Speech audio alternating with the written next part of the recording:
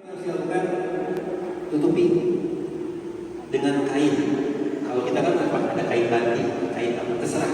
Yang pasti jangan kain yang bergambar makhluk bernyawa. Bisa kain batik, bisa ditutup ini. Apa yang disyariatkan bagi yang datang bertakziah itu dibolehkan untuk mencium keningnya sambil berdoa. Dia bertakziah di jalan itu dia mencium keningnya. Seperti itu Rasulullah dan para sahabat. Nah, untuk memudahkan kita dalam pengurusan nanti pemakaman, ini bisa sambil ini Pak, sambil di apa? Biasanya sambil menunggu tim lain proses penyiapan air dan ini sambil dilemas-lemas, dilemaskan sesuai dengan sendinya, gitu ya. Kalau tangan biasanya ke sini, ya kan? Kalau tengkuk biasanya ke sini, ke sini. Nah, sambil dilemaskan, termasuk juga kakinya itu bisa dilemaskan, diangkat, kemudian sambil ke sini, ditekuk. Kalau masih memungkinkan, gitu ya. Kalau nggak bisa sudah keras, jangan dipaksa, biarkan saja. Nah, terus tadi biasanya langsung kita ikat supaya disatukan, dihentikan sambil menunggu proses dimatikan. Setelah itu apa? Dibuka pakaiannya. Bahwa dan ibu selama proses membuka baju itu diusahakan harus di bawah air. Semaksimal mungkin yang ngurus nggak boleh lihat aurat. Kemarin saya jalan, persis itu ada yang ngurus kita dan jenggotnya sambil diselat, persis seperti ini, gitu ya. Kemudian ketika buka, nah ini buka dulu ya, mama. Tertutup, ya ini gambarnya masih tertutup ya. Ya, tertutup, nggak ada terbuka. Ambil air, lalu basuhkan sini, kita dorong dengan tangan kita, ya. Masukkan jempol, bersihkan dia. Ini nggak mesti satu-satu kanan duluan atau kiri duluan, sebab yang benar ketika wudhu itu langsung ke sini, masukkan jarinya, lalu pegang ke depan. Ini wudhu yang benar. Maka ketika mewudhukan itu ambil air, siramkan sini, tarik ke belakang, lalu masukkan ke telinga dan ke depan. Gitu. Nah setelah itu siram sampai ke betis, gitu ya. Kalau setelah itu apa lagi? Nah ini selesai diwudhukan, Bapak dan Ibu sekalian, tinggal proses dibersihkan kepalanya, dilemas-lemas kayak keramas, baru setelah itu guyur dari alat kanan, lalu dimiringkan. Nah, ya dimiringkan. Ini disiram dari sini, bisa disiram dari bawah. Makanya nggak bisa sendiri. Apalagi nanti kondisi mayatnya maaf misalnya baru, ya. Setelah itu apa? Semaksimal yang kita bisa. Itu kan kainnya udah basah pasti kan? Ya, ambil kain yang baru, lalu tutup di atasnya, ya, kemudian tarik dari arah bawah, tahan di atas, tarik dari arah bawah. Nah, jadi auratnya masih didirikan, lalu ditekan dengan sini. Tapi kalau misalnya ini bersih, sepertinya aman-aman saja, langsung saja diproses. Kami seorang sahabat dengan kain dari namanya bercorak, gitu. Tetapi yang dianjurkan itu adalah kain yang terbaik warna putih. Makanya ketika umroh dan haji juga pakaian ihramnya pakai kain kafan warna putih, gitu. Yang menarik di sini mungkin agak berbeda dengan biasanya. Tapi sebetulnya ini kebiasaan Islam. Cuma kita hanya saja yang biasa. Apa ya? Perempuan itu kainnya hitam. Dan kebiasaan perempuan dalam Islam itu menggunakan baju berwarna hitam. Ini bukan kebiasaan Saudi, bukan kebiasaan Timur Tengah, bukan ya. Sebab kebiasaan orang Arab dulu itu mereka tidak berjilbab. Mereka justru membuka aurat. Ketika datang Islam, maka diperintahkanlah turun ayat hijab. Nah, yang dianjurkan oleh Rasulullah itu adalah berwarna gelap, cenderungnya ke arah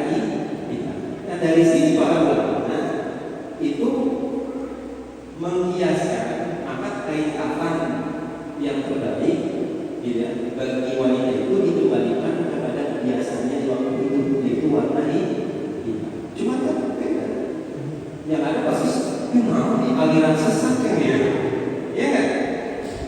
Masyarakat kita jangan jadi dengan masyarakat dengan sesuatu yang asing dan belum sampai edukasi di tengah mereka, gitu loh. Jadi gunakan saja yang memang secara keumumannya kain kapan putih itu bisa digunakan oleh laki, juga bisa digunakan oleh perempuan. Makanya Bapak dan Ibu kalau ke Saudi itu kan keranda itu nggak pernah ditutupin, keranda itu dibuka. Dan memang syariat keranda itu di kita aja keranda ditutupin, gitu kan? Coba lihat, beda. Pasti suatu saat akan melihat mayat yang dibungkus kain hitam, itu mayat perempuan. Kalau yang dibungkus kain putih itu mayat laki. Nah, jadi kita nggak usah ke situ, gitu ya. Kita lebih kepada kebiasaan di masyarakat kita. Kemudian juga secara fikih putih ini itu keumumannya bisa digunakan oleh laki-laki dan perempuan. Sebab nanti pulang dari sekolah repot dari kita, gitu kan? Nah ini itu cara mengukurnya. Minimalnya berapa? Minimalnya laki-laki itu 3, maksimal. Minimalnya adalah 1, wajibnya itu 1, gitu loh.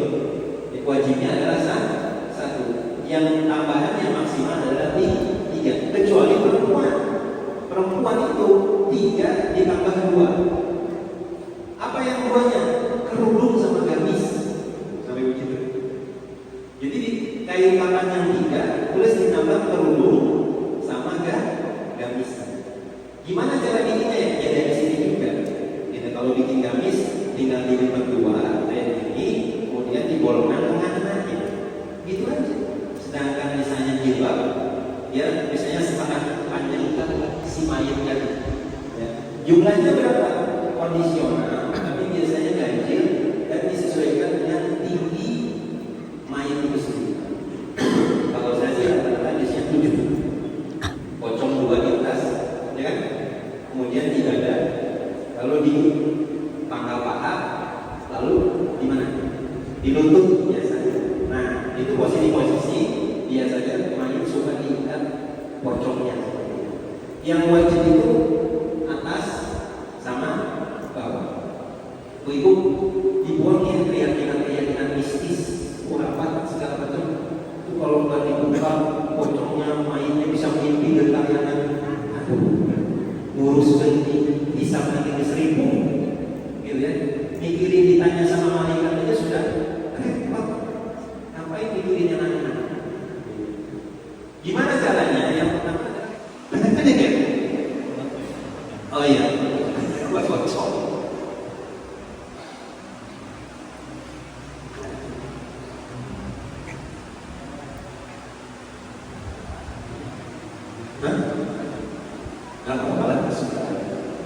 Nah ini langsung disatuin apa? 3 di rapatnya. Nah sama Ustaz Yusuf nih asistennya. Ya. Satu lagi ada.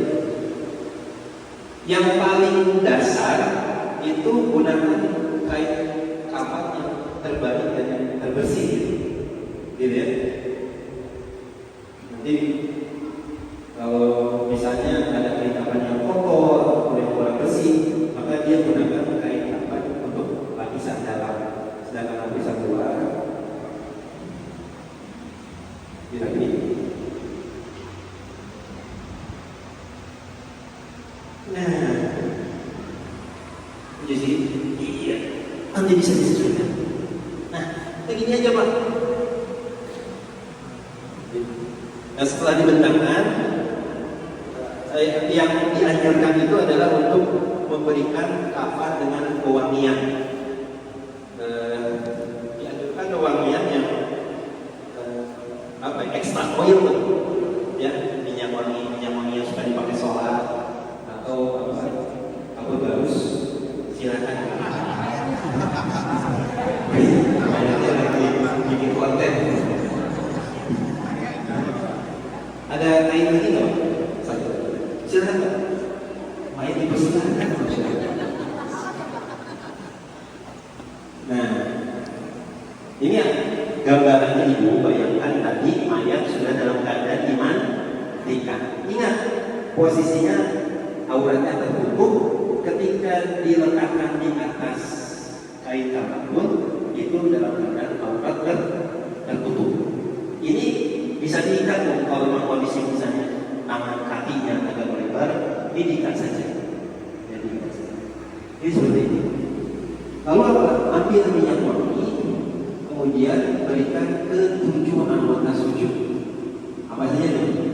Sudah telapak tangan, ini apa? Lutut, kemudian kaki, kasih wangi. Gitu ya. Jadi wangi. Nah setelah itu tadi kanan. Nah baru apa namanya? Kita mulai tutup. Ambil lapisan pertama, nanti bisa disesuaikan saja. Bisa dibantu. Nah, ambil dari mana? Nah, ditahan dulu di ujung. Jangan dulu tutup Pak. Kasihan. Nah, maksud saya tahan di sini ya. Tahan di sini. Tahan di sini. Di dada saja.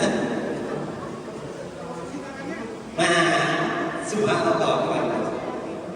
Di tangan gimana nih? Di sini apa di sini? Mau di mana Ibu? Mau di sini apa di sini? Jadi ini khilaf, ini perbedaan pendapat ulama, tapi bukan yang prinsipil, gitu ya.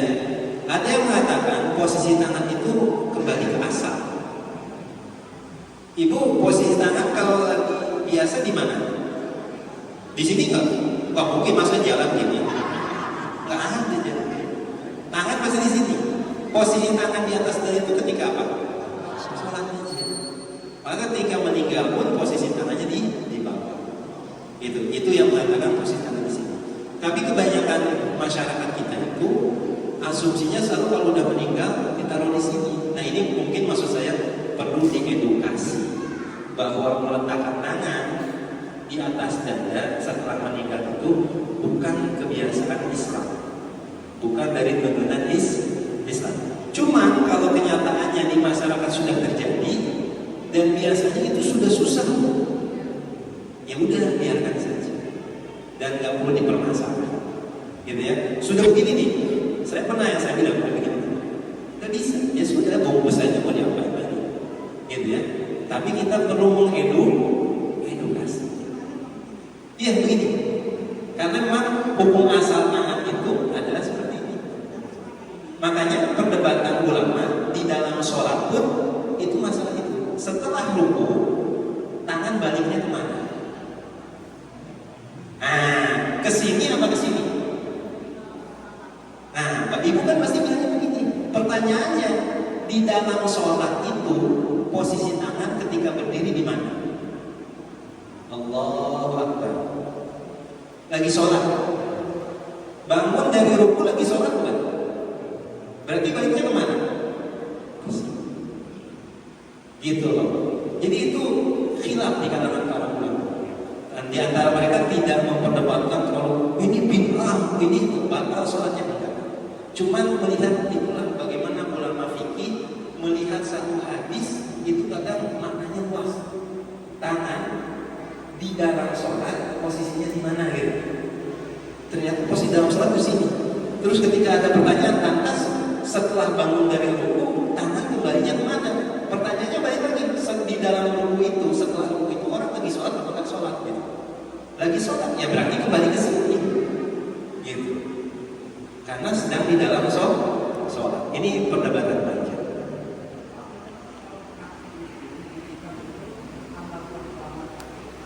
Jempolnya aja Pak. Nah, jempolnya saja cukup. Ini cukup. Ini pun tadi masalah teknis. Kalau memang harus diikat silakan diikat. Kalau ternyata enggak ada masalah. Masih begini, biarkan saja, tidak ada masalah. Itu tidak lantas menjadikan pengurusan jenazah itu menjadi batal gitu, atau menjadi aib atau apa. Cuman memang kurang nyunah gitu. Kurang sunnah, kurang afdal seperti itu. Ada lagi? Nah, jadi teknisnya tadi kita mulai dari kanan,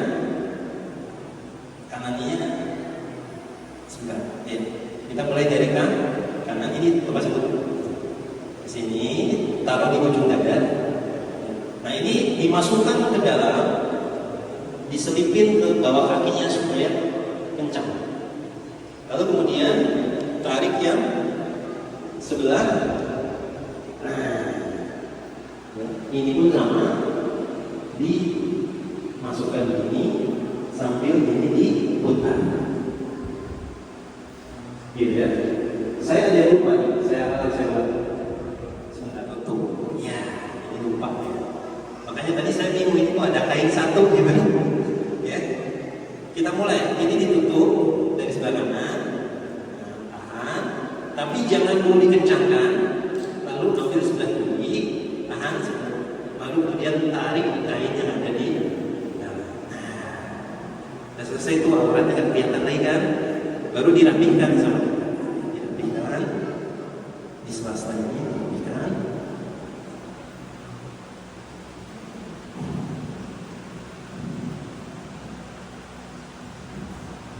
Sambil dipegang begini, itu jangan dulu dikunci Pak ya. Nah, mulai lagi. Nah, mulai lagi. Dirapihkan. Lalu mulai dari yang sebelah. Nah, nanti masalah kerapihan sih masing-masing jagonya kan. Kalau saya kadang suka kurang rapi gitu.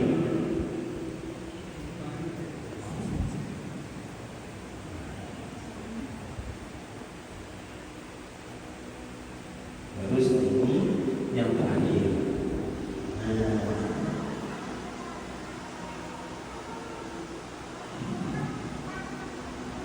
ini gimana? Bapak perasaan ini gimana ya?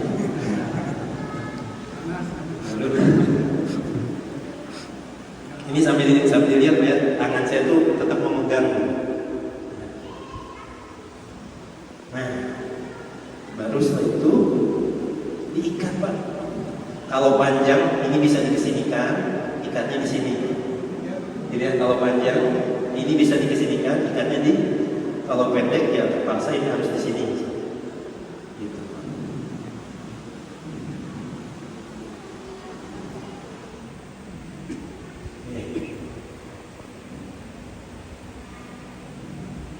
Ini saya biasa aja dulu ya, supaya enggak.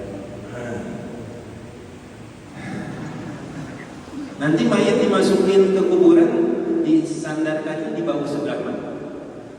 Kanan. Berarti ikatannya ada di atas bahu kiri, gitu kan? Berarti di sini. Nah, sisi sini nih ikatannya di ujung sini.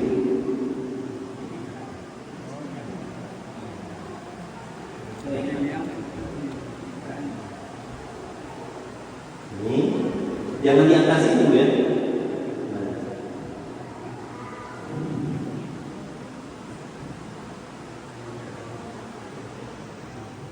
Ikatannya bisa ganti nanti sesuaikan. Ini ada berapa ini? 5. Wah, yang gede nggak cukup ikatannya. Jumbo ini. Nah, beginilah kurang lebih. Nah, ini bisa seperti ini, jangan diikat dulu, jangan dimatiin dulu. Kalau memang masih pada masa menunggu persiapan penguburan dan misalnya ada kerabat yang datang mau takziah, jadi nggak usah ditutup dulu. Cukup mungkin nanti bisa ada kain, tinggal ditutup wajahnya saja. Jadi kalau ada orang takziah, ya kapas-kapas itu harus sudah disiapkan sesuai dengan kondisi tubuh. Dibayangkan kira-kira letak, mohon maaf, misalnya mangkaknya sebelah mana. Kalau mau pakai kapas, kalau enggak sebenarnya sudah cukup. Seperti itu.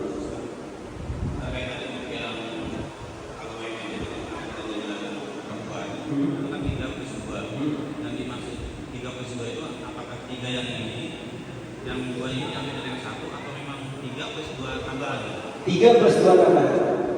Jadi 3 kain kafan dasar, nanti di atas lapisan yang paling atas itu disiapkan gamisnya, kemudian jilbab. Jadi sebelum dibungkus, bahkan kalau yang perempuan itu kalau rambutnya panjang itu dikepang 3 dulu. Gitu ya, setelah memandikan rambutnya dikepang 3. Ya setelah itu baru diambil akan di atas kain kafan. Cuma lapisan paling atas Itu adalah garisnya, kemudian jilbab. Jadi artinya tiga lapis ini. Ininya yang 3 garis utama plus tambahannya 1 garis dan 1 jilbab. Gitu. Ini saya lakukan untuk membuat ganjil-ganjil. Ya harus potong-potong. Ini dari gitu ya. Mayat ini memang kita khawatirkan ada kotoran keluar. Tadi bisa ada darah. Ya bisa dimasukin kapas, termasuk juga di kuping. Gitu. Yang saya alami begitu. Jadi ketika kondisinya keluar kotoran, yang mau nggak mau tuh. Gitu. Makanya posisi kapas itu fungsinya adalah hanya hati-hatian, menjaga saja nih. Yang kita khawatir tidak ada masalah menggunakan kapas tadi setelah memandikan. Jadi setelah memandikan, setelah beres, baru kita berikan kapas di setiap lubang yang dikhawatirkan keluar kotoran. Jadi kalau kondisi normal tidak Nggak mesti. Iya, nggak mesti. Dikepang 3 dulu, dikepang aja, dijari, dikepang 3, dibuntut muda, cuman dikepang. Dikepang, nggak usah pakai mana, dikepang aja, seperti itu.